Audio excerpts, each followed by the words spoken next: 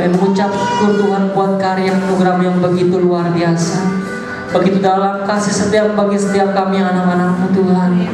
Kami mengucap syukur Tuhan, kalau bukan karena Engkau Tuhan, mungkin kami tidak akan ada sampai hari ini Tuhan Yesus. Tapi semua karena anugerah Tuhan, sehingga kami masih boleh berdiri tegak Tuhan di tempat ini. Kami boleh memuji muliakan nama-Mu, kami boleh merasakan kasih Tuhan yang luar biasa. Bahkan percaya Tuhan malam hari ini, kami boleh menikmati berkat Tuhan melalui kuasa firman-Mu Tuhan Yesus. Dan terus dibangun iman percaya kami Tuhan. Semakin hari kami boleh semakin dipulihkan ya Tuhan. Terima kasih Bapa Surgawi, inilah kami anak-anak-Mu Tuhan.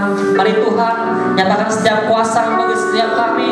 Percaya Tuhan malam hari ini Tuhan akan ada sebuah kejadian baru Tuhan bagi setiap kami, dan pekerjaan Tuhan yang luar biasa terjadi bagi setiap kami, di mana Tuhan kami yang mengalami masalah Tuhan, kami percaya Tuhan kami boleh menerima kemenangan dalam Engkau ya Tuhan. Sebab kami tahu Tuhan Kau Allah kami yang mati dan bangkit menebus kami, Allah yang menang membawa kami masuk dalam rencana yang indah ya Tuhan. Terima kasih Bapa Surgawi, kami serahkan Tuhan setiap kami anak-anak-Mu, kami juga menyerahkan setiap ibadah kami datang menolong ya Bapa. Mari Tuhan mengambil alih Tuhan setiap kami Tuhan Yesus, setiap ibadah kami Tuhan, biar hanya kuasa Tuhan menyatakan Tuhan ini Bapa, nama Tuhan dipermuliakan ya Tuhan. Terima kasih Bapa Surgawi, kami siap memuji muliakan nama-Mu, kami siap untuk diberkati dengan kuasa firman-Mu Tuhan. Di dalam nama Tuhan Yesus Kristus kami tak bersyukur, syukur sama-sama kita katakan amin. Amin. Haleluya, puji Tuhan. Silakan Ibu. Silakan saudara. Ya, siapa yang pasca kemarin merasakan kasih Tuhan boleh katakan saudara? Ya, puji Tuhan saudara, kita semua merasakan kasih Tuhan, amin. Ya, bolehkah sama dengan terus berkati boleh saudara? Puji Tuhan. Ya, Tuhan kita Tuhan yang luar biasa. Dia Allah yang mati, tapi Dia Allah yang bangkit, karena Dia Tuhan kita Yesus. Dialah segalanya. Dan mari saat ini kita memuji Tuhan, kita mengatakan Yesus Tuhan, Dia Allah kita, Allah yang bangkit. Katakan Allah bangkit.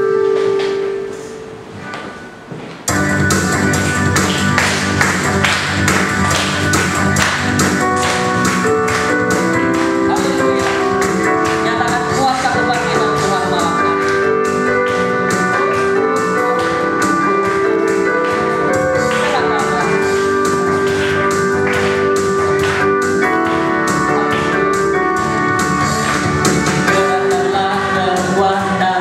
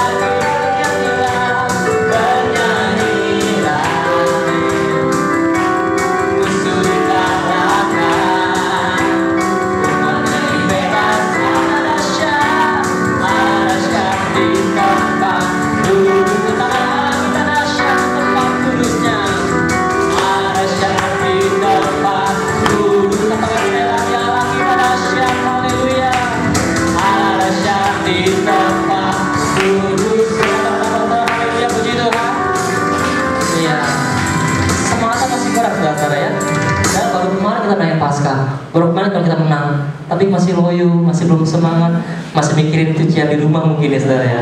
Ya, kita mau lebih semangat lagi saudara memuji Tuhan karena Tuhan kita Tuhan yang bangkit, amin. Boleh kasih sama katakan sekali lagi, Tuhan kita dahsyat. Saya sama dia saudara boleh dengan salaman kiri kanan, Tuhan kita dahsyat saudara, haleluya. Iya, ayo dengan semangat saudara katakan, Tuhan kita dahsyat, amin.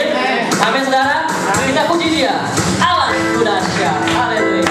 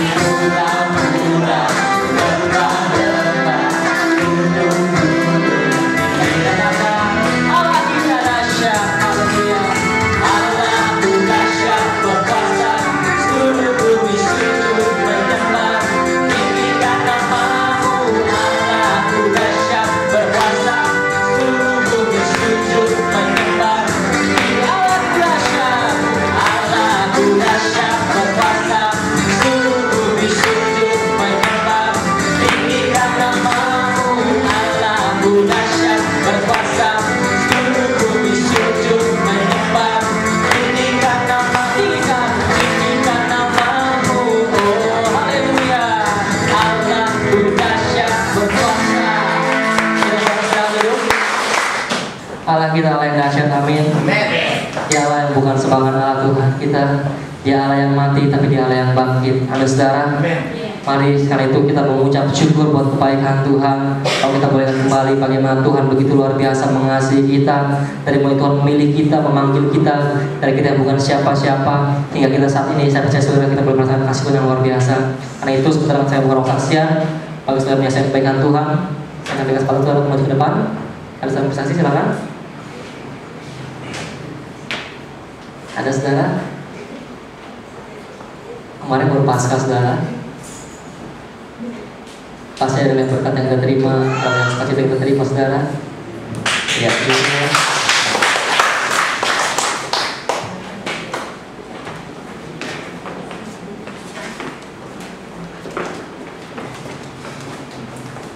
Shalom. Shalom. Jujur saya terpaksa maju, bisa ada yang maju. Kemarin kan kita merayakan hari Paskah ya, Tuhan bangkit untuk dosa-dosa kita. Saya mau mengucap syukur pada Tuhan Yesus karena saya merasakan betapa luar biasanya Tuhan Yesus kita ya.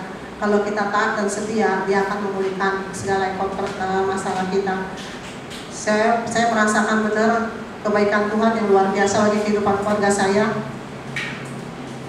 Saya nggak bisa ngomong yang gimana ya, saya merasakan tuh Tuhan kita tuh luar biasa. Dia sanggup melakukan segala perkara.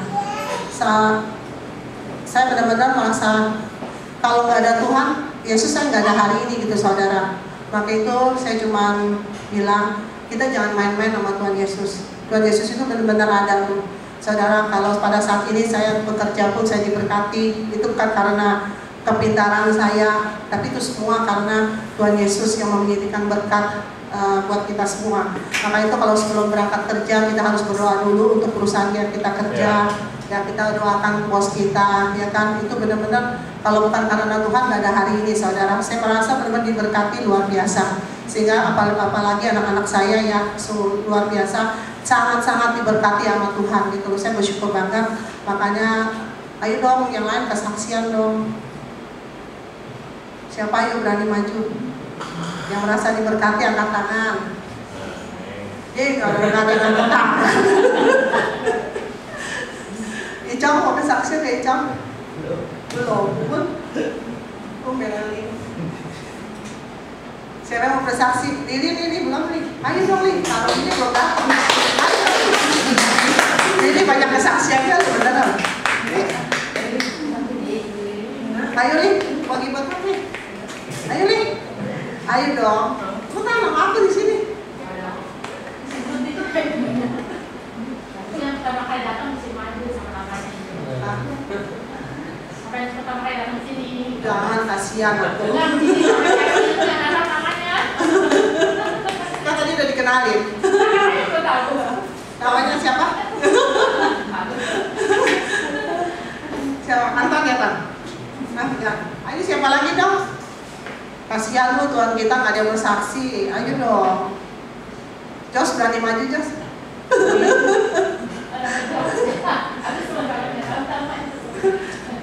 Opo ya Opo.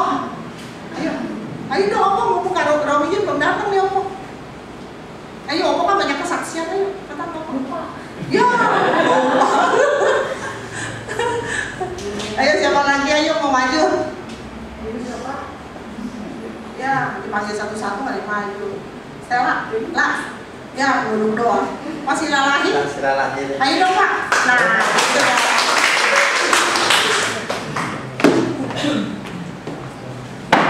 Terima kasih. Amin.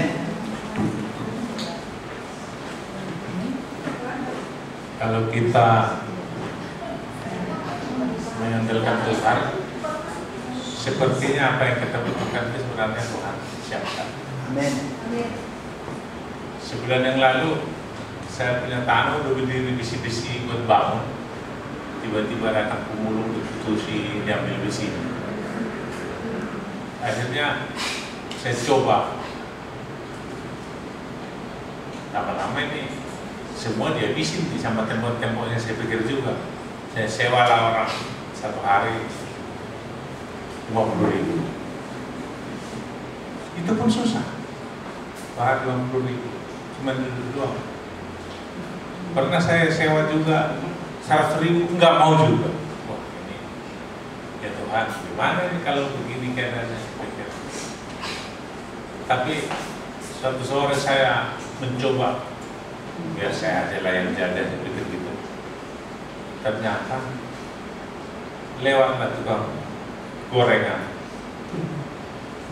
panggil saya tiba-tiba, Pak Yosin, kok di sini? Loh, kok tahu nama saya ini? Ini daerah langka saya lewati, tapi kok tahu? Udah sini. Masa gak ingat saya ini, ceritalah bahwa dia pernah di Kerfuk sini dekat. Udah, kamu di mana sekarang? Saya kontrak Pak, di situ 150.000 satu. Udah, di lantai 3. Jadi, wah, kebetulan tempat saya ini kan sudah ada bedeng-bedengnya, ada 3 kamar. Udah, Pak Teguh, kamu di sini aja. Wah, terima kasih Pak kalau boleh. Gitu. Maka sudah hampir 3 minggu lah. Dia di situ merasa syukur karena ada listrik, ada pompa air, ada bedeng, kontrak rumah itu pun lebih indah dibandingkan yang 150.000. Jadi saya tadi sebelum kemarin saya pergi ngobrol-ngobrol sama dia. Saya kadang-kadang heran, Pak, kok bisa ketemu lagi kita katanya. Ya, jadi kesimpulannya, kalau kita sudah mentok-mentok kemanapun, sebenarnya sebelum mentok kita harus minta sama Tuhan, seperti disaksikan Ibu yang kemana kita harus berdoa dulu. Jangan jalan aja terus. Kalau perlu, saya kadang-kadang melakukan juga itu di bawah pohon. Pak Rindang nih anak berdoa nih, tapi saya berdoa nggak berani tutup mata. Kesalahan. Udah dah, Tuhan juga nggak suruh harus tutup mata ya. Karena begini juga Tuhan Yesus berdoa di bukit itu kan. Nah, jadi saya coba-coba praktekkan. Walaupun kadang-kadang memang kehidupan ini tidak semudah yang kita omongkan seperti ini. Sering kita juga dicoba lagi, dirayu lagi dengan cara-cara yang lain. Kadang-kadang emosional kita didahulukan. Padahal kalau kita anak sulung, kebetulan saya anak sulung, siapa di sini yang anak sulung? Ya, kalau kita kebetulan anak sulung, maka kita sulung di dalam rendah hati dan kesabaran. Jangan sulung dilulukan, karena Tuhan Yesus sebagai anak sulung dia rendah hati, sabar, disiksa juga sebelum dia menikmati. Ya. Jadi yang mau saya saksikan itu, kalau kita menghadap Tuhan, kalau kita tetap ingat Tuhan, sebenarnya dia siapkan juga. Jadi kalau di antara kita ini masih ada yang ekonomi lemah, ya saya rasa wajar-wajar aja. Tapi kalau kita diangkat kan cepat aja. Tapi sebaliknya kalau dia mau turunkan juga sebentar jadi putri Indonesia juga masuk kan, sebentar presiden partai masuk juga. Jadi antara naik dan turun itu sebenarnya kalau kita tidak hormat sama Tuhan, ya kita sembah Tuhan kita, karena dia berkuasa dan dahsyat. Haleluya, amin.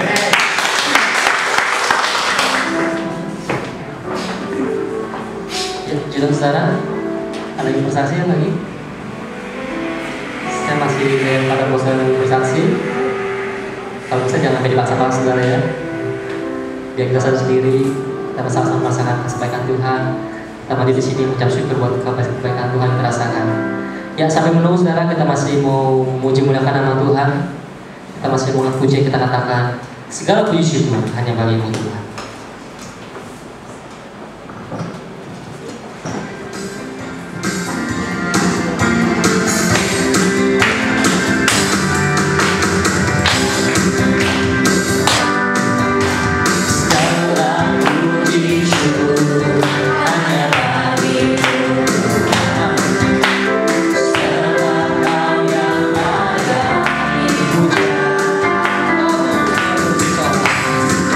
Kami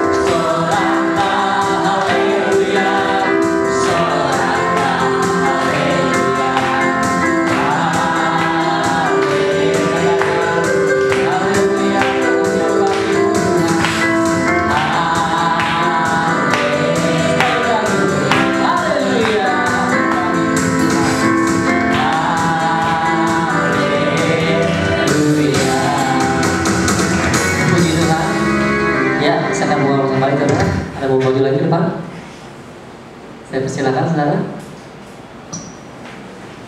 Ada? Ayo, jangan pegang tangan kiri. Ada saudara? Ayo dong, sekarang muncul lagi. Nggak ada saudara? Nggak ada saudara?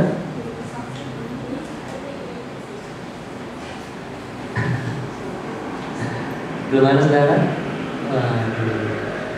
Gimana nih pasnya kemarin, saya pengen nanya pasnya kemarin mas saudara, ada yang merasakan sukacita luar biasa atau biasa-biasa aja atau malah nggak ada berkat sama sekali saudara? Ada? Siapa yang merasakan berkat pada kemarin pasca? Boleh angkat tangan saudara? Iya, setengah dia kayak berat banget tangan saya. Ya, saya percaya kita semua merasakan kasih Tuhan, amin saudara. Amin ya. Ya. Saya lagi, ada yang mau bersaksi saudara, silakan. Iya. Mesem-mesem lagi. Nggak ada saudara? Nggak lagi? Oke, kalau tidak ada, terpaksa saya satu saksi saudara. Ya. Ya, saya percaya kita semua merasakan kasih Tuhan. Seperti tadi ya, saksi yang dengar tadi bahwa memang Tuhan kita Tuhan yang luar biasa. Bila kita boleh terus mengenalkan Tuhan dalam kehidupan kita, karena tanpa campur tangan Tuhan kita nggak bisa apa-apa, saudara. Amin. Ya. Karena itu mari kita mau menyerahkan setiap kehidupan kita dalam tangan Tuhan, karena Tuhan kita Tuhan yang berkuasa, Dia Alfa dan Omega, Dia Allah yang hidup, Dia Allah yang mengasihi kita, dan bagi Tuhan tak ada apa yang mustahil dalam Tuhan. Amin. Karena itu mari kita bersama hati kita mau memperkenalkan Tuhan yang luar biasa. Kita mau mengucap syukur berkebaikan Tuhan. Kita mau terus menyerahkan setiap kehidupan kita dalam tangan kasih Tuhan. Mari kita akan pujian, kita mengatakan bagi Tuhan Dia yang mustahil.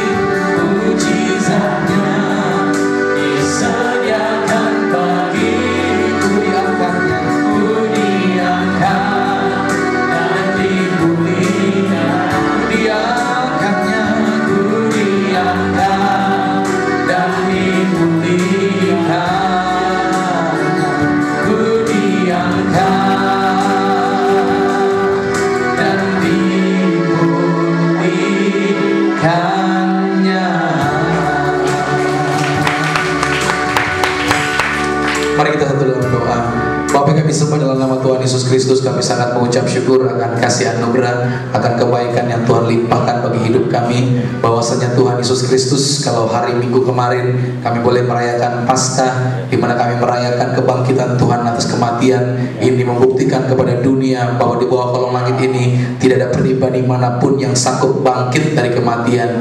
Tidak ada pribadi manapun yang sanggup mengalahkan yang namanya gelombang kubur.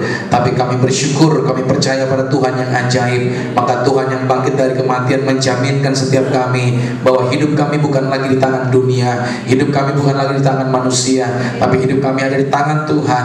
Dan Tuhan menjaminkan kami untuk punya kehidupan yang kekal. Maka terima kasih Tuhan bahwasanya kami adalah bilangan orang yang telah dipilih Tuhan, yang telah ditentukan Tuhan untuk hidupnya diberkati, menikmati kebaikan, menikmati kesejahteraan, hidupnya di bumi sama seperti di sorga. Maka siapapun yang hadir hari ini aku serahkan sebagai warga sorga. Maka warga sorga tidak sakit-sakitan, warga sorga tidak jatuh, warga sorga tidak celaka, warga sorga apa yang dipegang dikerjakan dan pasti diberkati berhasil.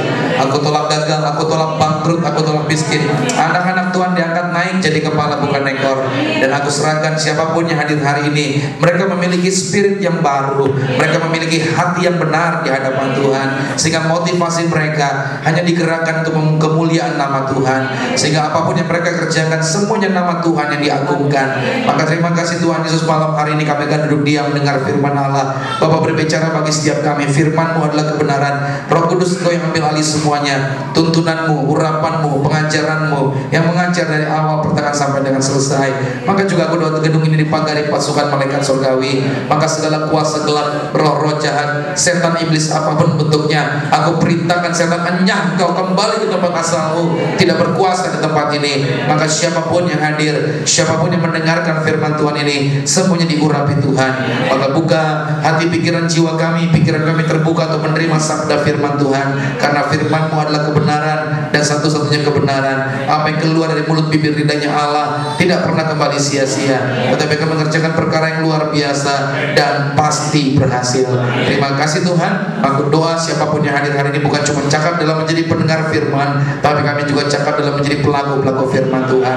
Segala hormat, pujian, syukur bagi Tuhan. Dalam nama Yesus kita diberkati, sama-sama katakan amin. Tepuk tangan yang meriah bagi Tuhan. Silakan duduk kembali. Puji nama Tuhan. Selamat malam. Shalom. Semua diberkati Tuhan Yesus. Amin. Puji nama Tuhan. Mohon maaf kalau datang yang pas-pasan tadi karena memang persiapan biasa dari keluarga gitu saudara ya sebelum berangkat ke tempat ini. Tapi saya ucapkan juga selamat Paskah, amin. Biar saudara dan saya semua senantiasa menyadari akan kebaikan kemurahan Tuhan yang sangat luar biasa bagi hidup kita. Apa kabar saudara? Sudah cukup lama ketemu saudara ya. Saya percaya saudara makin diberkati Tuhan, makin tambah dewasa, makin tambah luar biasa, dan makin banyak pengalaman-pengalaman yang dahsyat. Baik, kita buka firman Tuhan dari Perjanjian Baru, Injil Matius pada pasal 27. Injil Matius pada pasal 27 ayat yang ke-62 sampai dengan ayat yang ke-66. Ya, kalau boleh ditampilkan di layar juga tidak apa. Baik, sudah sampai. Lihat baik-baik Alkitab saudara. Matius 27 ayat 62 sampai dengan 66. Judul perikop yang dituliskan oleh Lembaga Alkitab Indonesia, judulnya adalah Kubur Yesus Dijaga. Oke, saya bacakan ayat 62.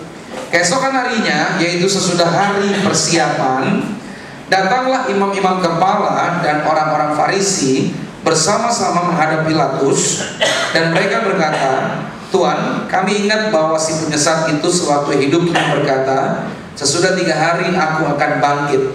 Karena itu perintahkanlah untuk menjaga kubur itu sampai hari yang ketiga. Jikalau tidak, murid-muridnya mungkin datang untuk mencuri dia, lalu mengatakan kepada rakyat dia telah bangkit dari antara orang mati, sehingga penyesatan yang terakhir akan lebih buruk akibatnya daripada yang pertama. Kata Pilatus kepada mereka, ini penjaga-penjaga bagimu, pergi dan jagalah kubur itu sebaik-baiknya. Maka pergilah mereka, dan dengan bantuan penjaga-penjaga itu mereka memeterai kubur itu dan menjaganya. Katakan amin. Nah saudara lihat ayat 63, sama-sama kita baca 3, 2, iya. Dan mereka berkata, Tuhan, kami ingat bahwa si saat itu sewaktu hidupnya berkata, sesudah 3 hari aku akan bangkit. Sama-sama katakan mereka ingat. Lagi katakan iblis juga ingat. Nah saudara dikasih Tuhan, lihat baik-baik. Dari firman Tuhan ini dapat kita lihat bahwa setan itu tahu firman. Setan itu menghafal semua ayat firman Tuhan dari kitab Kejadian sampai dengan kitab Wahyu. Dia paham apa yang Tuhan rancangkan, dan iblis tahu apa yang Tuhan kerjakan. Nah yang saya mau katakan buat saudara, satu hal yang paling ditakuti oleh iblis adalah yang namanya penggenapan firman Tuhan. Saya ulangi sekali lagi, satu hal yang ditakuti oleh iblis adalah penggenapan apa? Firman Tuhan. Karena saya mau katakan bahwa saudara, sejak zaman perjanjian lama, Allah telah menubuatkan hal-hal yang akan terjadi di masa depan. Jadi kalau Anda lihat Alkitab, ada 2 bagian, yaitu bagian perjanjian lama dan bagian perjanjian baru. Nah kalau kita menjadi orang Kristen harus memahami Alkitab itu satu kesatuan, isinya apa? Perjanjian lama dan perjanjian baru. Ada orang ekstrim berkata, saya nggak mau baca perjanjian baru, Pak. Kayaknya baca perjanjian baru di sini kayaknya kurang takut Tuhan, kata gitu. Enakan baca perjanjian lama, di situ kita bisa serius dengan Tuhan, gitu kan? Sebaliknya ada orang-orang yang berkata begini, saya nggak mau baca perjanjian lama lagi ya, kan kita sudah hidup baru bersama Tuhan. Saya cuma mau baca perjanjian baru saja, ya kan? Karena perjanjian baru di situ semua berkat-berkat Tuhan terjadi bagi kehidupan saya. Nah, ini saya mau katakan buat saudara, menjadi orang Kristen yang benar, membaca firman Tuhan tidak bisa dari satu sisi saja, tapi dari kedua sisi, perjanjian lama dan perjanjian baru. Apa yang saya mau sampaikan buat saudara? Yang saya mau katakan, kalau kita cuma membaca perjanjian lama tanpa membaca perjanjian baru, maka kita akan menjadi orang-orang yang hanya memiliki harapan tanpa memiliki bukti dalam hidup. Karena perjanjian lama isinya nubuatan. Sama-sama katakan nubuatan. Ya kan? Artinya nubuatan saja tanpa bukti, bagaimana bisa dinyatakan ada kuasanya? Makanya saya mau katakan buat saudara, membaca Alkitab bukan hanya perjanjian lama, tapi juga perjanjian baru. Karena kalau perjanjian lama disebut sebagai Alkitab, kitab nubuatan, maka perjanjian baru disebut sebagai kitab penggenapan. Sama-sama katakan penggenapan. Jadi kalau sebaliknya kita cuma membaca perjanjian baru, maka kita menjadi orang-orang yang berkata sesuatu tanpa memiliki fakta. Orang-orang yang cuma mimpi-mimpi aja. Ya kan? Saya dapat berkat nih, kata siapa? Ya katanya gitu. Saya mau katakan buat saudara, saudara yang melihat perjanjian baru, apa yang dituliskan di perjanjian baru sesungguhnya sudah dijanjikan Allah di dalam perjanjian lama. Katakan amin. Jadi Anda harus pahami baik-baik, ketika kita menjadi orang percaya Tuhan Yesus, Alkitab kita sangat luar biasa. Apa yang dikatakan yang tidak pernah gagal, apa yang diucapkan yang pasti terjadi, apa yang difirmankan yang pasti digenapi. Makanya kenapa saya katakan tadi, iblis takut satu hal, yaitu takut apa? Penggenapan firman. Amin. Makanya ayat 63 dikatakan bahwa mereka ingat. Sama-sama katakan mereka ingat. Sekali lagi katakan iblis juga ingat. Oke. Nah, yang menggerakkan seseorang untuk berbuat jahat itu adalah setan. Yang memotivasi orang untuk melakukan kejahatan itu adalah iblis. Jadi siapapun yang berbuat jahat itu digerakkan oleh siapa? Setan. Anda harus paham itu dulu. Maka saya mau katakan, yang menggerakkan orang-orang untuk menangkap Yesus itu siapa? Siapa yang menggerakkan orang-orang ini untuk menangkap Yesus? Siapa yang menggerakkan? Iblislah yang memotivasi mereka. Siapa kira-kira yang menggerakkan? Yaitu orang-orang Romawi untuk mencambuki Yesus. Siapa? Iblis. Saudara tahu tujuannya apa yang dilakukan iblis? Tujuannya dia menangkap Yesus. Tujuan dia iblis menggerakkan orang-orang untuk menyiksa Yesus. Bahkan juga tujuan iblis menggerakkan orang-orang untuk membawa Yesus ke kayu salib. Pertanyaan sederhana, kira-kira apa tujuan iblis? Saudara tahu tujuannya apa? Tujuan iblis adalah untuk apa? Menggagalkan. Sama-sama katakan menggagalkan. Apa yang dia berusaha gagalkan? Menggagalkan penggenapan apa? Iya, itu dia maksud saya. Maka saya mau katakan iblis berusaha membatalkan apa yang Allah telah nubuatkan. Kalau kita lihat mundur sebentar dalam kitab Kejadian pada pasal yang ketiga, pada ayat yang ke-15, pada waktu manusia pertama jatuh di dalam dosa, ya, lihat dulu ya. Di sana ada perkataan yang Allah katakan tentang hal yang akan terjadi di masa depan. yang Allah rancangkan bagi manusia dan bagi iblis. Lihat 3:15 Kejadian. Kata Allah, aku akan mengadakan permusuhan. Sama-sama katakan permusuhan. Antara engkau dan perempuan ini, artinya antara ular dan perempuan ini. Perempuan itu artinya kita manusia, keturunannya. Pertanyaan saya gini, kita sama setan sampai hari ini musuhan nggak? Musuhan nggak? Musuhan apa koncoan? Musuhan, artinya. Siapa yang musuh setan? Yang nggak angkat tangan berarti teman setan. Halo, ya puji Tuhan. Ya kan? Kita bermusuhan dengan siapa? Setan. Alkitab sudah mengatakan ya, aku akan mengadakan permusuhan antara engkau dan perempuan ini, antara keturunan ular dan keturunan perempuan. Keturunan perempuan ini akan apa? Meremukkan kepalamu, dan engkau ular, ya kan, akan apa? Meremukkan tubitnya. Ini merupakan yang akan dikerjakan Yesus di masa depan. Sama-sama katakan di masa depan. Iblis nggak tahu caranya Allah meremukkan kepala dia bagaimana. Nangkap ya? Iblis itu bukan makhluk yang maha tahu. Sama-sama katakan iblis bukan makhluk maha tahu. Katakan lagi, iblis bukan makhluk maha hadir. Yang maha tahu siapa? Allah. Yang maha hadir siapa? Kita di sini Allah ada nggak? Allah yang sama ada di Amerika nggak? Jam yang sama ada nggak? Ada. Dia Allah yang maha hadir. Sama-sama katakan maha hadir. Dan dia adalah Allah yang selalu ada bersama-sama dengan kita.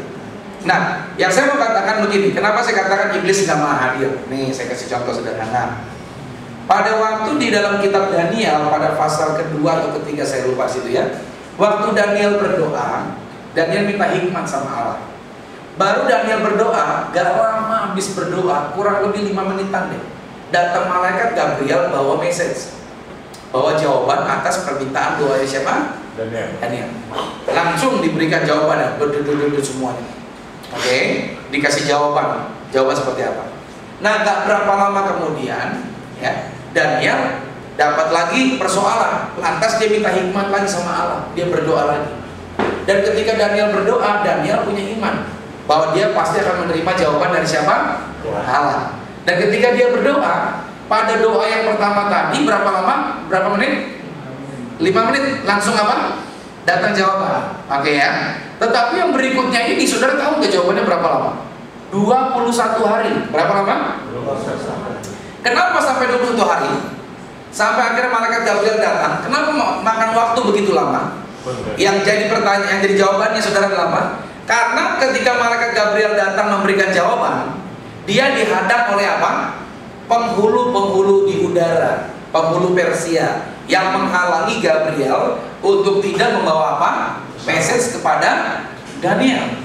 Makanya sampai datang malaikat Mikael untuk menolong Gabriel. Maka malaikat Mikael yang berperang melawan penghulu-penghulu itu, sehingga Gabriel bisa tembus dan membawa message itu kepada siapa? Daniel. Apa maksudnya? Yang saya mau katakan gini, kenapa waktu pertama bisa doa langsung dijawab cepat, sedangkan yang kedua kok jawabannya lama? Anda tahu?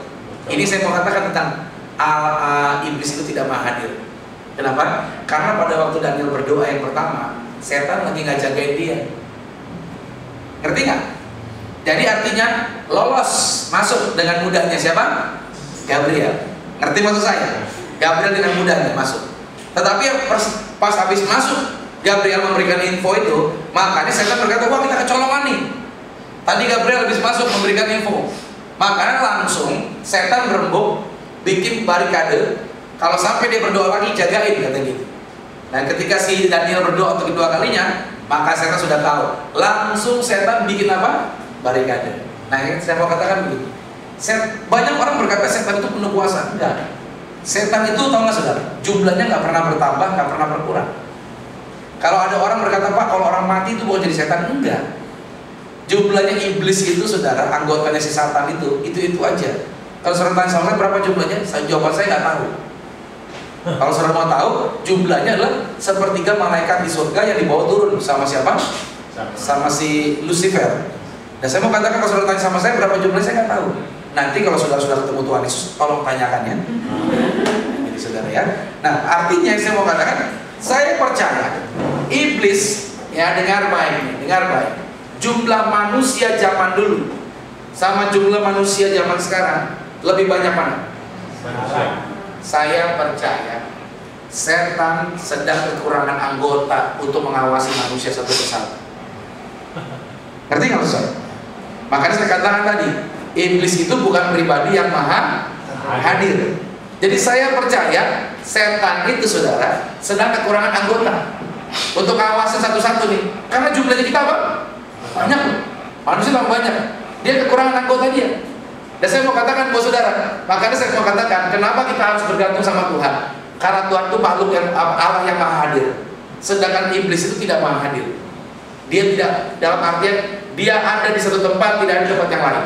Bilang amin dulu. Amin. Nah, saya mau katakan buat saudara percaya Tuhan ada bersama dengan saudara. Amin. Makanya ketika ini saya mau katakan buat saudara agar saudara paham baik. Ketika dalam kitab Kejadian ini dikatakan bahwa keturunan daripada si iblis ini, si iblis ini kepala yang dirembukan, dia nggak tahu caranya bagaimana akan dirembukan. Makanya dia pikir, ini saya mau katakan, iblis pikir dengan dibuatnya Yesus disalibkan, dia berpikir dia menang. Apa saudara? Dia pikir dia bermenang. Dia berpikir bahwa Yesus tidak berhasil menemukan kepala saya, karena berbagai macam cara telah dicoba oleh iblis. Pada waktu Yesus lahir, iblis berusaha menghambat agar Yesus dibunuh bayi Yesus. Betul nggak? Dia utus siapa? Herodes. Herodes dimotivasi oleh siapa? Iblis untuk datang, yaitu membunuh bayi-bayi termasuk Yesus. Tapi tidak berhasil. Yesus dipindahkan kemana? Mesir. Ke Mesir. Anda lihat ya. Lihat iblis sangat brutal. Dia nggak tahu caranya bagaimana Allah akan meremukkan kepala dia. Makanya setelah Yesus pelayanan, dia berusaha menghambat pelayanan Yesus. Agar apa? Agar jangan dia meremukkan kepalanya iblis. Karena iblis tahu saudara, dia akan diremukkan kepalanya, dia akan dilucuti. Makanya sedapat-dapatnya dia jagain agar jangan sampai firman Allah digenapi atas Yesus. Dan selanjutnya saudara bisa lihat, pada waktu Yesus disalib, disiksa dulu, lantas disalib, iblis berpikir gua menang nih. Maka saya mau katakan buat saudara dengar baik, Yesus bisa melewati semuanya itu. Makanya ketika Yesus disalib, iblis kecelek saudara, iblis ketipu. Dalam artian begini, yang saya mau katakan, iblis pikir dia berhasil menghambat firman Allah tidak digenapi. Tetapi justru dengan Yesus naik ke atas kayu salib, dia berkata semuanya sudah apa? Selesai. Maka ketika dia mati, iblis tidak tahu rencana Allah. Yesus katakan apa? Dia turun ke dalam kerajaan maut. Amin. Dia membebaskan semua orang tawanan. Dia bebaskan semuanya orang tawanan. Orang-orang di sana, dia kabarkan kabar baik. Di situ apa yang terjadi? Kuasa yang dimiliki iblis itu diambil kembali oleh Yesus. Makanya kuasa itu diambil lagi oleh Yesus, dan Yesus bangkit dari kematian. Amin. Ketika dia bangkit dari kematian, kuasa itu sekarang ada bersama dengan Yesus. Maka ini saya mau katakan buat saudara, di zaman sekarang ini ketika kita bertobat percaya Tuhan Yesus, yang saya mau sampaikan, kalau Yesus saja berusaha dihalangi oleh iblis agar firman jangan tergenapi, hari ini saya mau katakan buat saudara, Yesus pilih Anda sebaliknya. Agar apa? Agar firman Allah tergenapi atas hidup saudara. Amin. Siapapun Anda yang hadir hari ini adalah orang-orang yang telah dipilih Tuhan. Amin. Berarti firman Tuhan digenapi buat saudara. Bukan kamu yang memilih aku, tapi akulah yang telah memilih kamu. Amin. Maka firman Tuhan juga mau digenapi buat saudara. Barang siapa yang percaya kepadaku tidak binasa, melainkan memperoleh kehidupan yang kekal. Maka malam hari ini Bapak Ibu dikasih Tuhan, percayalah, Tuhan ingin firman-Nya terjadi bagi hidup saudara. Tuhan ingin firman-Nya digenapi, yaitu firman Tuhan berkata, oleh bilur-bilurnya kamu telah disembuhkan. Jadi kehendak Allah, kehendak firman, penggenapan firman buat Anda hari ini dengar baik, yang sakit harus sembuh. Amin. Karena itu kehendak Allah buat saudara. Karena firman ini harus digenapi buat saudara. Setan akan berusaha menghalangi agar Anda tidak berhasil menerima penggenapan firman Tuhan. Bagaimana caranya yang sedang kerjakan? Dia menghalangi mata Anda. Karena iblis hafal firman, dia akan berusaha menghalangi Anda agar Anda jangan meraih berkat ini. Bagaimana? Anda dihalang-halangi agar jangan ngerti firman Tuhan. Saya kalau khotbah buat saudara, saya selalu tekankan buat saudara, rajin baca firman. Karena kalau saudara nggak pernah pegang firman Tuhan, kalau saudara nggak pernah bertekun dengan Alkitab ini, saudara tidak akan tahu apa yang Tuhan kerjakan buat saudara. Kenapa saya katakan demikian? Karena Allah kita gak pernah bergerak di luar firman Tuhan. Allah kita itu Allah yang tertib. Sama-sama katakan Allah adalah Allah yang tertib. Allah kita gak pernah bergerak di luar firman. Allah kita hanya bergerak berdasarkan firman. Jadi kitab ini, apa yang sudah ditulis di dalamnya, itu yang Allah kerjakan sekarang buat saudara. Dan saudara hanya bisa melihat hasilnya kalau Anda percaya. Dan saudara hanya tahu jalannya kalau Anda rajin baca firman. Nah, jadi persoalannya banyak orang Kristen, dia rajin ibadah tapi nggak ngerti firman. Dia nggak pernah baca firman Tuhan, dia nggak pernah tahu isinya. Ketika masalah datang, bingung, bengong, kayak orang kesambet gitu, nyari jawabannya kemana nggak tahu gitu. Kenapa? Karena nggak pernah bertekun di dalam firman Tuhan. Makanya saya mau katakan buat saudara, saya tidak alergi yang namanya penglihatan. Setiap orang bisa dikasih penglihatan. Tapi saudara harus paham baik-baik, penglihatan itu cuma sementara. Tujuan daripada penglihatan sebenarnya diarahkan kepada apa? Alkitab. Karena Allahmu nggak pernah bergerak di luar ini, di luar firman Tuhan. Coba kita buka sebentar deh dalam 2 Petrus. Petrus ini adalah seorang yang diberi penglihatan luar biasa. Petrus pertama dia melihat Yesus bertransfigurasi di Gunung Tabor. Dia melihat Yesus, bukan cuma Yesus, tapi ada Musa, ada Elia. Lantas sampai Petrus berkata, Guru, Tuhan, aku akan menyiapkan 3 kemah. Yang pertama kemah buat Engkau Tuhan, lalu buat Elia, lalu buat Musa. Dikatakan seperti itu. Sampai saking terkagum-kagumnya Petrus sampai gemeteran melihat penampakan itu. Dan juga Petrus pernah mengalami penglihatan. Penglihatan apa lagi? Pada waktu dia di dalam Kisah Rasul, waktu dia sedang berdoa, Tuhan kasih penglihatan yang luar biasa. Ada binatang yang diturunkan dari langit, amin. Dikasih lihat, ada makanan-makanan haram yang secara tata ibadah orang Yahudi nggak boleh dimakan. Tapi Tuhan berkata makan. Itu haram Tuhan, kata Petrus itu. Kata Tuhan begini, kalau aku bilang makan, yang halal kata Tuhan tidak boleh kamu katakan apa? Haram. Gitu sudah. Berkali-kali ada perjumpaan. Tapi Petrus menuliskan di dalam suratnya. Perhatikan 2 Petrus 1 ayatnya yang ke-16. Perhatikan. Sebab kami tidak mengikuti dongeng-dongeng isapan jempol manusia, ketika kami memberitahukan kepadamu kuasa dan kedatangan Tuhan kita Yesus Kristus sebagai Raja. Tetapi kami adalah apa? Saksi mata dari kebesarannya. Dia saksi matanya, kata Petrus. Kami menyaksikan, lihat kata-katanya, bagaimana ia menerima kehormatan dan kemuliaan dari Allah Bapa ketika datang kepadanya suara dari Yang Maha Mulia yang mengatakan, inilah anak yang kukasihi, kepadanya lah aku apa? Petrus bukan cuma ngelihat, tapi Petrus dengar suara dari mana? Dari sorga. 18. Suara itu kami dengar datang dari sorga. Amin. Ketika kami bersama-sama dengan dia di atas gunung yang kudus. Tadi sudah saya katakan, Gunung Tabor. 19. Dengan demikian, kata Petrus, kami makin diteguhkan oleh apa? Oleh penglihatan atau oleh firman? Makin diteguhkan oleh apa? Firman yang telah apa? Jadi sebenarnya saya mau katakan buat saudara, mendapatkan penglihatan itu it's okay, nggak apa-apa. Ada orang yang bisa dikasih penglihatan, ada orang yang bisa dengar suara Tuhan. Tapi saya mau katakan buat saudara, segala penglihatan, segala suara yang didengar itu, semuanya akan dikerucutkan kepada firman Tuhan. Amin dulu nih. Karena saya mau katakan buat saudara, karena orang bergerak hanya berdasarkan penglihatan, hanya berdasarkan suara, tanpa pernah membaca firman, tanpa pernah mensinkronis yang dia lihat, yang dia dengar, sama nggak dengan firman Tuhan, ini berbahaya. Karena banyak orang yang pada akhirnya cuma mengandalkan pendengaran, cuma mengandalkan yang namanya penglihatan, hidupnya berantakan. Saya banyak jumpai seperti itu. Yang saya mau katakan buat saudara, dengar, seseorang ditentukan hidupnya bukan cuma dari perkataannya, bukan cuma dari cerita-ceritanya dia, tapi dari apa? Perbuatan. Yesus dalam mengajar bukan cuma dengan perkataan, tapi dengan apa? Perbuatan. Karena perbuatan bersuara lebih keras daripada perkataan kita. Karena orang akan lihat perbuatan kita. Amin.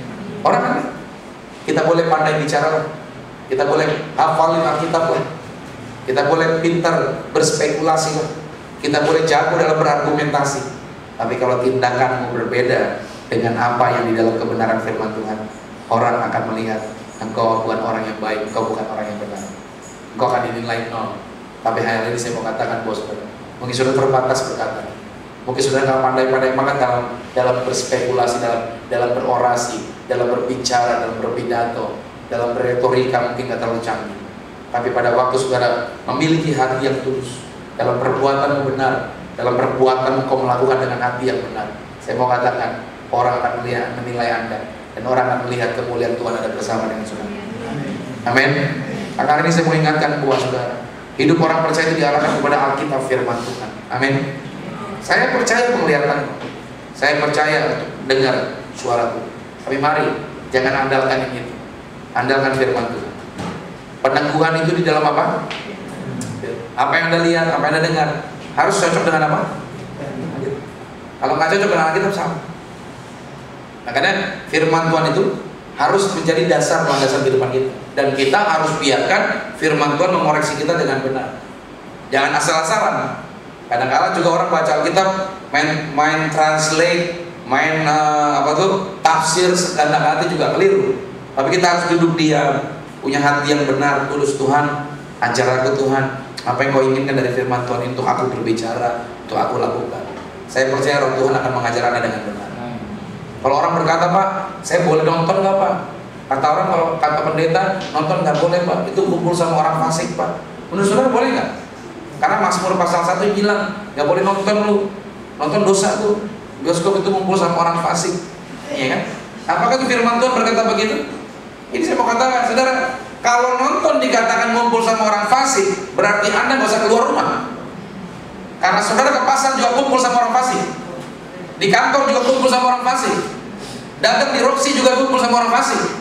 Lu nggak boleh dagang berarti di rumah aja, nggak boleh ngapa-ngapain. Karena Anda kan kumpul sama orang fasik, Anda berarti melanggar firman Tuhan. Buat apa firman Tuhan berkata kamu adalah garam dan terang dunia? Dimanapun Anda berada, Anda harus jadi terang buat orang fasik. Amin. Karena bagaimana orang fasik ini bisa menerima jalan yang benar kalau mereka tidak ada saudara di situ untuk menyampaikan kabar baik bagi mereka. Amin. Kita hidup di dunia, tapi kita tidak hidup dengan cara-cara dunia. Maka saya mau katakan, kalau kita dikatakan kita orang berkumpul dengan orang fasik, makanya doanya begini, Tuhan, angkat saya Tuhan, segera angkat Tuhan, gitu kan. Begitu kita berdoa bertobat, langsung mati aja kita langsung. Amin.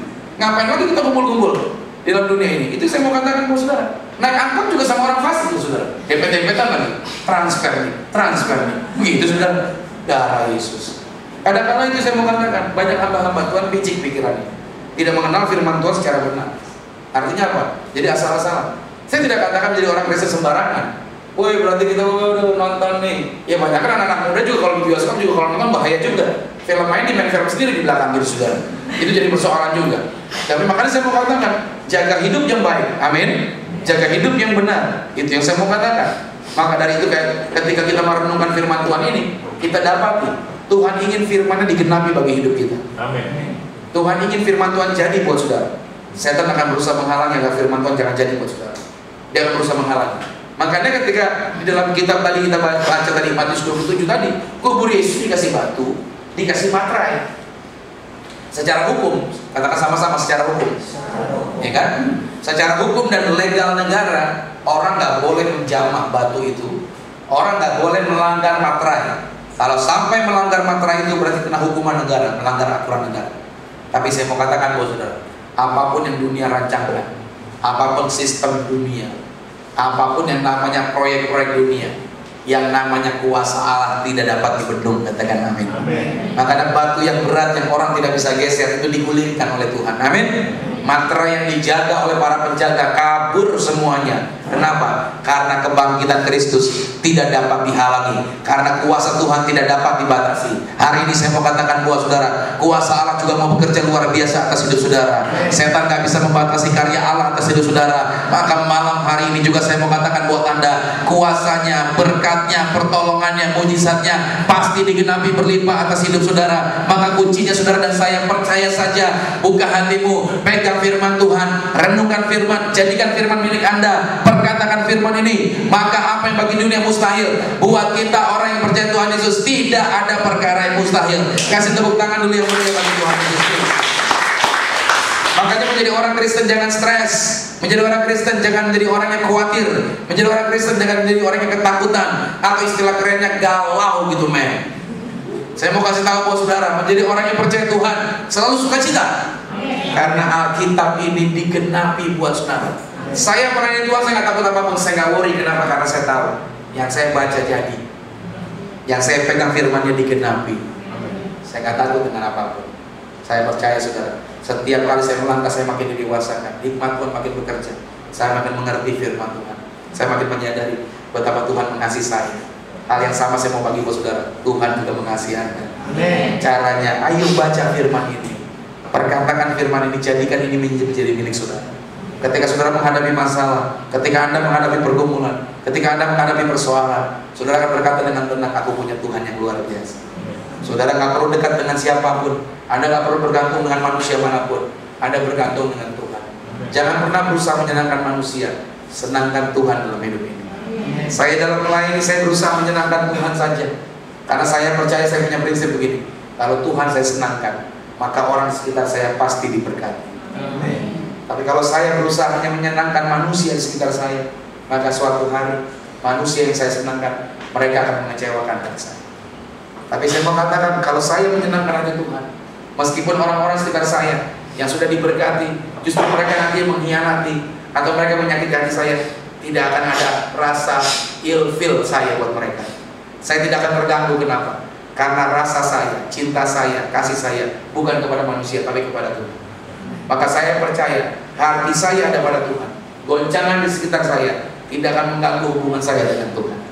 Maka kasihnya Tuhan yang ada dalam diri saya tetap mengalir buat semua orang dengan baik. Amin.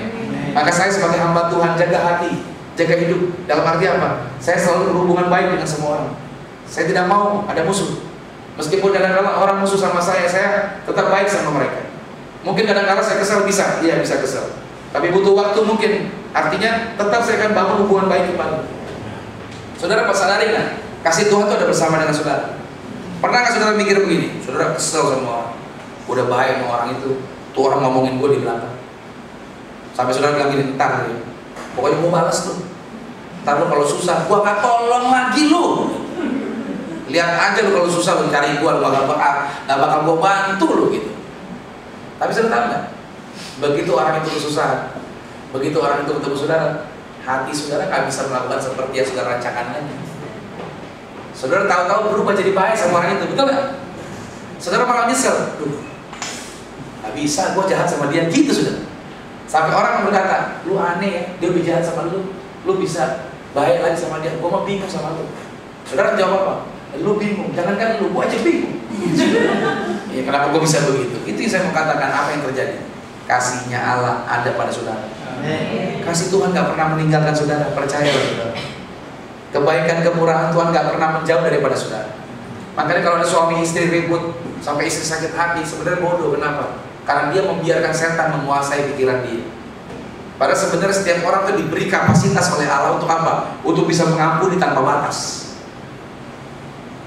Amin. Iya. Kalau ada seorang suami bisa benci sama istrinya sampai akhirnya mengambil tindakan yang negatif, saya mau katakan itu bodoh sekali. Kenapa? Karena dia dalam hatinya, dia tetap diberi kasih sama Tuhan yang bisa tetap baik sama istrinya, meskipun apapun yang istrinya katakan. Katakan amin dulu. Amin. Itu saya mau katakan buat saudara. Iya, kalau saya mau sharing sama saudara, saya mau katakan buat saudara, saya ini telah berubah luar biasa. Dulunya saya nggak seperti ini. Wah, saudara dulunya nggak seperti ini. Tapi kalau saya sekarang bisa begini, itu karena apa? Karena Tuhan yang berubah saya. Apa yang terjadi? Yang saya mau katakan buat saudara, Tuhan itu punya rencana yang luar biasa buat Anda. Amen. Jangan saudara pikir ketika Anda bertobat, Anda cuma dipanggil Tuhan untuk beribadah di hari Senin seperti ini, duduk-duduk di bangku ini. Enggak. Tuhan itu punya rencana jangka panjang buat saudara. Dan satu lagi, Tuhan juga punya rencana harian buat saudara. Setiap hari ada rencana Tuhan nggak buat saudara? Ada. Dan setiap hari Tuhan ingin merubah saudara.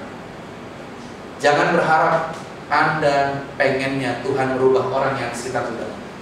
Tuhan tidak tertarik merubah orang yang sekitar saudara. Tuhan hanya tertarik merubah Anda. Saya orang yang dulunya sulit bangun pagi. Kalau bangun pagi itu aduh minta ampun, seperti langit runtuh. Paling enak bangun tuh siang. Bangun pagi itu capek sudah. Tapi sudah tahu Tuhan didik saya luar biasa. Dengan saya diberi atau saya menikah, saya tadinya nggak malas bangun pagi. itu semenjak menikah kan punya anak tuh. Punya anak otomatis mesti bangun pagi sudah. Tiba-tiba anak bangun jam berapa tuh? Jam 2, mesti bikin susu. Wih saudara, anak itu kan kalau baru bayi saudara, bangunnya bukan kita yang ngatur, dia ngatur sudah. Mau bangun jam berapa dibangun, dia minta bikin susu segala macam. Kita, istri kan udah capek. Istri saya, ya saya orangnya ya nggak mungkin maksa istri. Istri saya bilang, kamu yang bikin susu ya. Saya nggak pakai babysitter saudara, urus sendiri. Itu anak pertama tuh, waduh, nggak ampun deh. Bangun pagi-pagi, capek lu awal-awal sudah lu capek bener. Awal saya nggak ngerti loh, awal saya pikir aduh capek begini begitu. Tapi kelamaan anak pertama, anak kedua, lama-lama saya mulai berpikir gini. Ternyata Tuhan itu punya rencana merubah hidup kita. Bagaimana cara berubahnya? Dengan anak begini. Banyak hal. Makanya ketika sekarang nih, anak saya sekarang udah pada sekolah, itu mesti persiapan lagi kan, bangun pagi lagi jam 5. Jam 5 udah standby, bikinin makanannya. Yang saya nggak pernah bikin makanan pagi, sekarang bikin makanan pagi tuh. Yang harus nganterin anak sekolah pagi-pagi, nggak pernah nganterin anak pagi-pagi sekolah, sekarang nganterin anak sekolah pagi. Dan saya mau katakan saudara, saya tetap sehat sempurna loh. Kurang istirahat kurang, tidur jam 1 pagi, jam 12 malam paling cepet deh. Bangun lagi cuma sedikit tidurnya, udah aktivitas lagi. Tapi saya mau katakan buat saudara, setiap momen ternyata setiap hari itu Tuhan mau merubah saya untuk saya bergantung sama Tuhan. Dan artinya apa? Skill saya ditambahin sama Tuhan. Dan hebat Tuhan. Setiap hari saya dirubahin Tuhan. Jadi saudara, kalau Anda menghadapi situasi apapun, jangan takut. Ada perubahan-perubahan yang Tuhan ingin rancangkan bagi hidup saudara. Karena setiap hari Tuhan mau rubah saudara. Amin. Tuhan bukan rubahnya nanti saudara, bukan, sekarang. Makanya setiap hari saudara harus cari tahu kehendak Tuhan buat saudara apa. Artinya apa? Mencari tahu kehendak Tuhan artinya apa?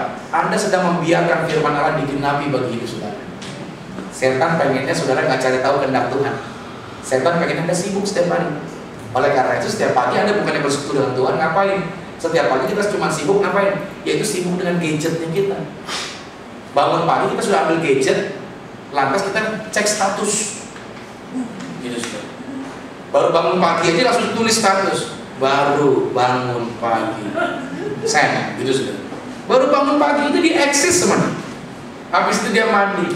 Habis mandi dia sarapan. Sarapannya dia ambil handphonenya, dia foto sarapannya. Cekrek, ini breakfast gue. Gitu sudah. Dia masukin di internet lagi, eksis lagi. Itu yang seringkali saya mau katakan buat saudara. Saya tidak katakan bahwa gadget itu dosa, bukan. Tapi terkadang kita seringkali lupa sama Tuhan, lebih fokus sama gadget kita. Saya tidak salahkan gadget saudara. Dalam artian, mari kita lebih memilih skala prioritas. Jadikan firman Tuhan, jadikan isi hati Tuhan, jadikan kehendak Allah, itu hal yang utama yang kita kejar dalam hidup ini.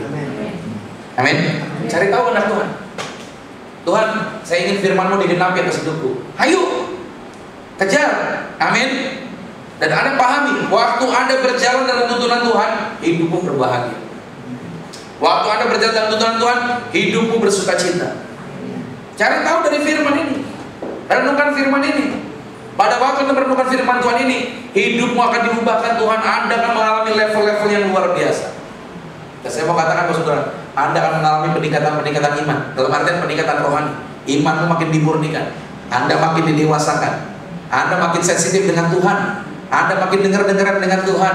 Anda jadi gak sembrono. Anda akan menjadi pribadi-pribadi yang tertib. Seperti Allah tertib, Anda juga tertib. Karena Allah gak pernah bergerak di luar firman. Buka Mazmur 89 ayat 35. Di dalam Mazmur 89 ayat 35 firman yang berkata demikian, saya bacakan buat saudara. Perhatikan baik-baik. Mazmur 89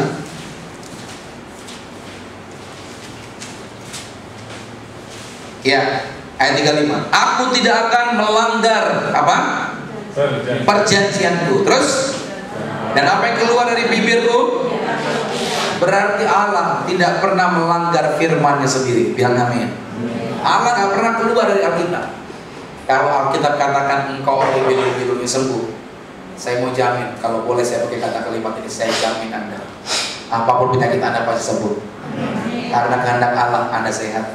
Anda gak sesak nafas, Anda gak cekot-cekot kepalanya, jantungmu sehat, tulang-tulang sempurna, tidak pikun lumpuh. Apapun virus semuanya dihalau, apapun vonis dokter dibatalkan. Karena kehendak Allah Anda diberkati di bumi sama seperti di surga. Saya amin. Maka saya mau katakan kepada saudara, itu kehendak Allah. Maka saya mau katakan Allah juga berkehendak agar Anda diberkati di bumi sama seperti di surga. Karena Dia datang untuk memberikan Anda hidup, dan hidup dalam segala kelimpahan. Ya, Tuhan inginkan dalam karir Anda berhasil, dalam karir sukses. Ya, jadi persoalan kenapa ada orang Kristen berkata, "Pak, saya kok gak berhasil, Pak, saya hidup saya gini-gini aja." Karena kamu males, karena kamu tidak mengembangkan talentamu, karena kamu pengennya buru-buru, kamu gak sabar di area itu. Anak-anak Tuhan, Alkitab berkata bahwa firman Tuhan berkata gini, barang siapa setia dengan perkara kecil, dia akan dipercayakan perkara yang lebih besar. Saya ini gak serta-merta jadi pengkhotbah berdiri di depan saudara. Dari awal saya dari yang kecil dulu. Iya, saya awal saudara tahu nggak? Saya main gitar buat sekolah minggu dulu, latihan sekolah minggu. Saya awalnya vokal grup dulu, nyanyi sama teman-teman vokal grup. Habis vokal grup, ngelamar kemana? Jadi singers. Jadi singers kan? Di sebuah gereja gitu saudara. Singers. Baru saya ngelamar jadi pimpin pujian. Dari pimpin pujian bukan di Tiberias dulu, di gereja lain dulu. Habis pimpin pujian di gereja lain saudara, berubah. Saya masuk di Tiberias. Saya melayani di situ. Masuk terus pimpin pujian. Awalnya nggak langsung besar saudara. Pimpin pujian bertahun-tahun. Di tempatnya langsung tempatnya gede? Enggak. Di tempatnya kecil yang kalau kita lihat di peta juga panas melihatnya gitu saudara. Karena jauh banget dari rumah saudara, dari rumah saya. Tapi saya nggak pusingin. Saya pelayanan terus dari tempat yang kecil. Karena saya tahu setiap momen yang saya lewati itu merupakan pendidikan Tuhan buat saya. Dan saudara tahu apa yang saya kerjakan? Saya nuai berkat yang luar biasa. Dan setelah sekian tahun saya melayani, saya bisa akhirnya dipercayakan menjadi pengkhotbah. Berkhotbah itu tidak langsung tempat yang besar, langsung dikenal orang banyak, belum. Dari yang kecil-kecilan dulu segala macam. Biasa. Namanya orang kalau mau jadi presiden dari yang kecil dulu. Amin. Ya kan, dari level yang kecil dulu. Setelah dikenal orang segala macam, itu saudara, Tuhan pimpin saya. Sampai sekarang, kalau sekarang saya bisa berkhotbah di depan saudara, ini bukan karena saya promosiin, saya tulis nama saya di koran, atau saya masukin ke sini, saya masukin ke situ, enggak. Tapi saya percaya promosi itu datang dari siapa? Tuhan. Ayatnya di mana? Buka sebentar, Mazmur lagi. Ya, lihat ya. Promosi itu datang dari siapa? Tuhan. Dari Tuhan. Oke.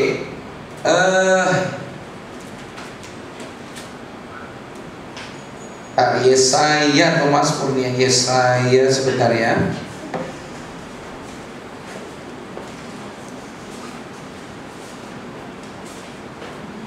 Udah kebanyakan ayat kadang-kadang lupa lagi sudah. Saya tulis di Mazmur yang kata-katanya begini. Mungkin bisa di-search. Bukan dari barat atau timur, bukan dari gurun. Kata-katanya seperti itu. Datangnya peninggian. Aku merendahkan yang satu dan meninggikan yang lain. Saya lupa Mazmur berapa itu. Mazmur apa Yesaya? Oke deh, nanti deh. Pokoknya kata-katanya seperti itu. Saya pegang firman Tuhan sampai hari ini. Saya sangat bersyukur. Kenapa? Karena yang meninggikan itu Tuhan. Jadi saudara harus paham, promosi itu datang dari siapa? Tuhan. Dari Tuhan, bukan dari kita. Kita ini seringkali berusaha cepat naik. Kita nggak sabar, kita pengen buru-buru. Makanya ada orang datang sama saya, "Pak, tolong doain saya, Pak." Kata gini, "Kenapa?" "Agar saya diangkat, Pak. Saya cepat diangkat, Pak." Dicamuk dia. "Maksudnya gimana?" "Cepat diangkat jadi manajer, dapat posisi lebih cepat naik ini, Pak. Naik begitu, Pak, segala macam." "Oh, udah berapa lama kerja?" 3 bulan, Pak. Pengen cepat naik begini. Terus, "Iya Pak, saya pengen cepat naik jadi manajer, cepat naik gaji Pak, cepat naik di posisi yang lebih bagus lagi." "Oh, satu lagi saya doain kamu cepat ya, cepat naik juga ya." "Apa tuh Pak?" "Cepat naik ke surga sih." Ya. Orang kadang-kadang pengennya cepet-cepetan. Saya mau katakan buat saudara, jangan jadi orang yang terburu-buru. Semua orang punya bagiannya, amin. Maka saya mau katakan buat saudara, kalau sekarang saya sudah melayani, saya melayani saudara sudah 12 tahun. Saya pelayanan di gereja itu 12 tahun. Kalau sekarang saya berdiri buat saudara, itu 12 tahun. Perjalanan panjang. Saya khotbah saudara awal-awal nggak seperti ini, tapi saya pelajari ciri khotbah saya dari awal sampai sekarang. Itu terus mengalami peningkatan konten-konten sangat luar biasa. Kenapa? Karena saya terus belajar. Saya mengembangkan talenta. Dan saya mau katakan, promosi datang dari siapa tadi? Tuhan. Tuhan yang mempromosikan. Pada waktunya Tuhan akan angkat. Seperti siapa? Yusuf. Sama-sama katakan seperti Yusuf. Yusuf di lubang penjara nggak ada orang lihat, saudara. Secara logika siapa yang mau lihat Yusuf? Tapi Thomas sudah. Yusuf dipenjara sama siapa? Yusuf itu dipenjara sama tahanan raja, orang-orang pintar, orang-orang pandai. Yang justru di penjara itu setiap hari Yusuf memberikan makanan buat mereka, pelayan mereka. Setiap hari Yusuf tukar pikiran, banyak bincang-bincang. Yusuf banyak dapat nimba ilmu dari mereka. Bagaimana belajar tata negara, bagaimana cara belajar, cara pemerintahan, teknik-tekniknya, bertemu dengan birokrasi pemerintahan seperti apa. Yusuf selama bertahun-tahun di dalam penjara, dia belajar dari orang-orang ini. Kira-kira dapat untung nggak di penjara? Dapat untung. Nah, saya mau katakan saudara, ketika sudah matang, inilah dia saatnya promosi datang dari siapa? Maka Tuhan tunjuk langsung digerakkan. Tuhan kirim, meskipun bukan orang yang seiman, tapi Tuhan bisa gerakkan orang itu untuk apa? Untuk mengangkat Yusuf dari lubang tutupan.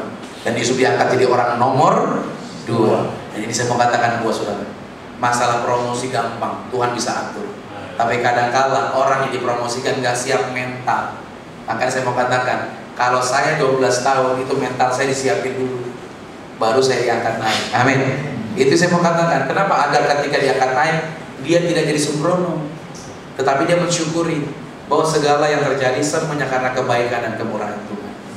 Saya doa agar saudara semua yang hadir hari ini menyadari, kalau hari-hari ini saudara sedang melangkah, ada tantangan yang berat, sepertinya ada pergumulan, ada persoalan, jangan mundur. Amin. Maju terus, karena Tuhan sedang bekerja di dalam diri saudara. Bukan Tuhan yang bikin negatif, tapi saudara harus pahami, setan berusaha bikin negatif. Tapi Alkitab berkata begini, rancangan orang jahat diubahkan Tuhan jadi apa? Jadi kebaikan. Amin. Mungkin orang berniat jahat buat saudara, jangan takut, Tuhan akan ubah jadi kebaikan.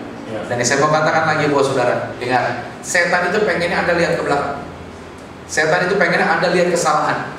Makanya setiap hari iblis itu cari kesalahan Anda. Agar apa? Agar Anda terintimidasi. Tapi Tuhan datang untuk apa? Untuk memberikan keselamatan buat saudara. Tuhan gak pernah lihat masa lalu saudara. Apapun masa lalu Anda, lupakan semuanya. Karena Anda dan saya sekarang ciptaannya baru bersama dengan Tuhan Yesus. Amin.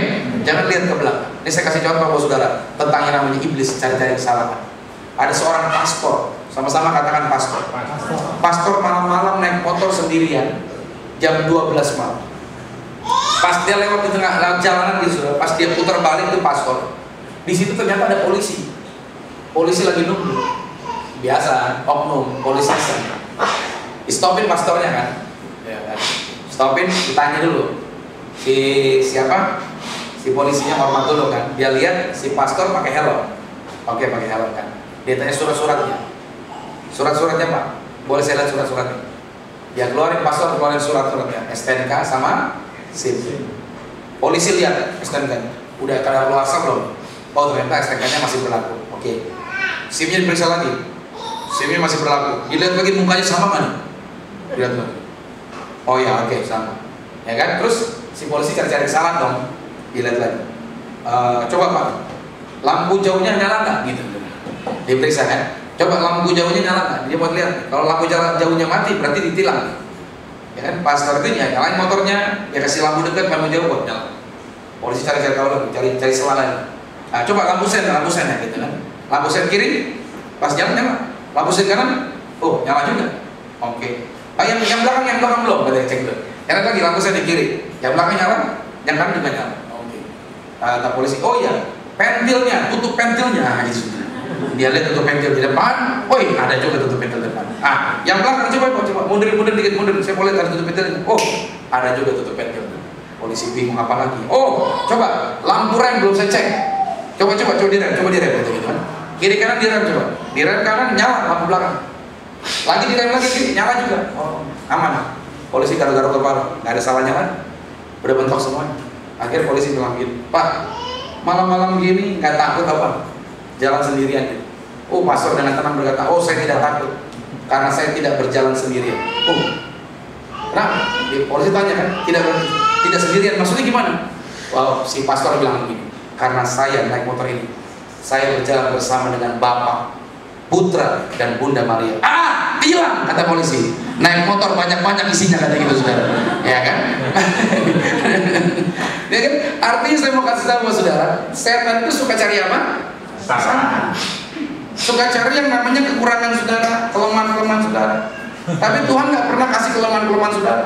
Tuhan tidak pusingkan kekurangan Anda. Tuhan tidak pusingkan kelemahan Anda.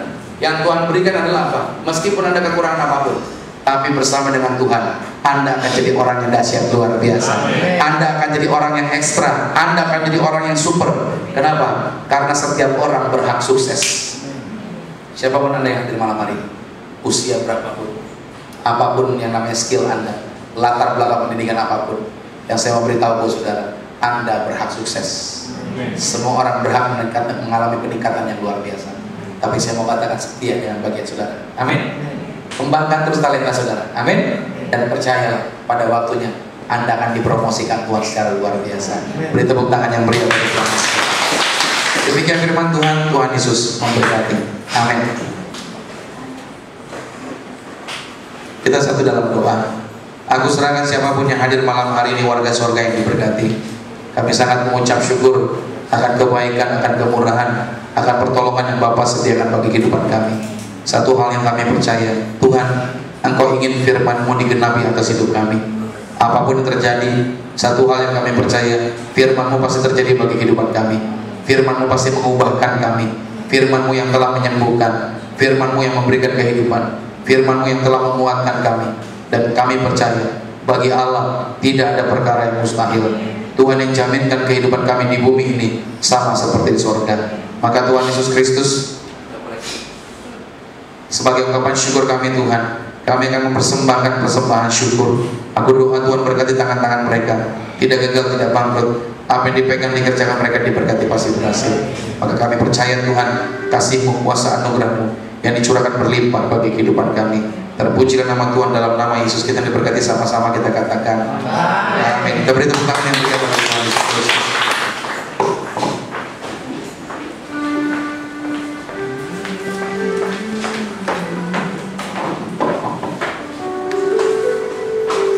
Puji Tuhan saudara, kita sedang dengan firman Tuhan. Saya percaya kita boleh terima kasih karunia Tuhan melalui firman Tuhan. Dan sekarang kita akan persembahan bagi pujian Tuhan. Kita akan pujian sungguh mengapa.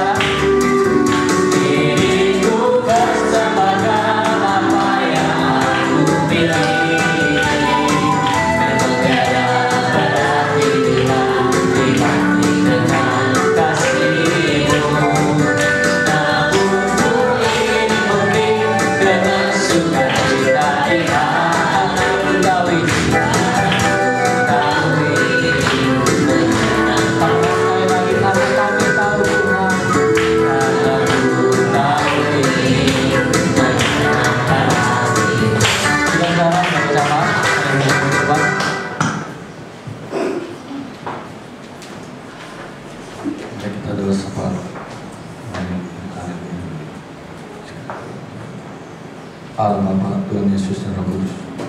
Tuhan, ucap syukur Tuhan berkat kasih anugerah-Mu. Tuhan, ucap syukur Tuhan berkat pimpinan-Mu Tuhan Yesus pada malam hari ini Tuhan Yesus. Tuhan, ucap syukur Tuhan, kami sangat diberkati oleh firman-Mu. Firman-Mu mengingatkan kami, firman-Mu menguatkan kami, Kami percaya firman-Mu yang mengubah hidup kami. Kami berdoa Tuhan Yesus untuk hamba-Mu. Kami membantu Tuhan Yesus. Kau berkati pelayanannya Tuhan Yesus. Dimanapun kita melayani Kau, Kau jagai, Kau lindungi, Kau berikan serta sempurna. Kau tambah-tambah lagi hikmat marifat. Kau Rabbi bibir hamba-Mu. Hari ini heran, banyak jiwa-jiwa selamatkan diberkati. Kau berkati juga keluarganya. Kami berdoa Tuhan Yesus untuk yang punya tempat tinggal Kusulaman Tuhan Yesus.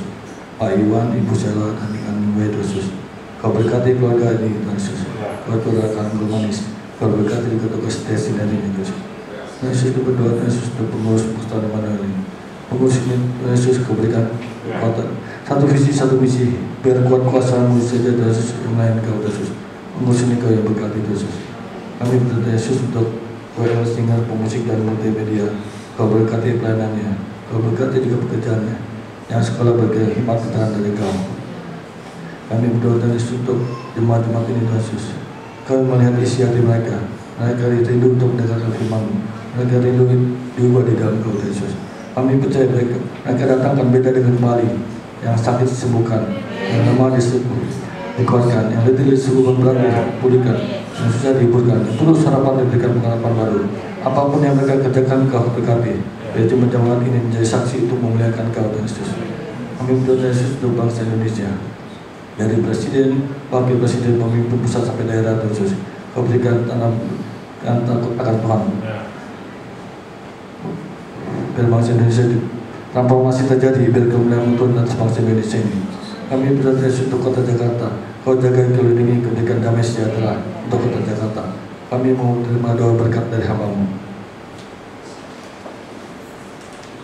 Baik saudara, kita akan terima doa berkat. Maka terima kasih Tuhan, sekali lagi kami akan pulang. Dan kami percaya penjagaan pasukan malaikat surgawi bersama dengan setiap kami. Tiba di tempat tinggal kami tanpa kekurangan apapun juga. Sekali lagi Tuhan, terima kasih. Dan segala berkat-berkat ini menjadi milik setiap kami. Kekasih Kristus, arahkan hati kita. Angkatlah kedua tanganmu dan terimalah berkat. Setiap kata kalimat berkat ini digenapi. Diberkatilah engkau dalam usahamu, diberkatilah engkau dalam pekerjaanmu, diberkatilah engkau dalam studi sekolah kuliahmu, dan diberkatilah engkau di dalam pelayananmu. Apa saja yang kau akan kerjakan dalam kekudusan, ingatlah perkataan ini. Tuhan Yesus Kristus pasti buat kau berhasil. Diangkat Tuhan Yesus, kau naik ke atas bukan turun, jadi kepala bukan ekor. Aku berdoa sepanjang minggu, bulan, bahkan tahun ini merupakan minggu, bulan, tahun yang penuh berkat atas hidupmu. Sehingga siapapun tinggal dengan kau pasti diberkati. Keluargamu diberkati, orang tuamu diberkati, saudara-saudarimu diberkati, rumah tanggamu berbahagia, suami menjadi suami yang suci, suami yang kudus, suami diberkati, istri menjadi istri yang suci, istri yang kudus, istri yang diberkati. Bahkan bersama seluruh keluarga, anak, mantu, cucu, keponakan, setiap anak-anak muda, bahkan kau yang juga sudah menjadi single parents, diberkati Tuhan Yesus berlimpah luar biasa. Pulanglah berkat dan anugerah dari Bapa di surga, cinta kasih di dalam Yesus Kristus, kekuatan penghiburan di dalam kuasa Roh Kudus telah disediakan yang berlimpah bagi setiap kita. Mulai saat ini juga sampai nanti Tuhan Yesus datang menjemput kita kembali di awan kemuliaannya, agar dimanapun keluargamu dan keluargaku berada, kita semua pastinya menjadi keluarga di dalam kerajaan sorga. Yang percaya dengan iman sama-sama kita katakan amin. Tuhan Yesus berkata.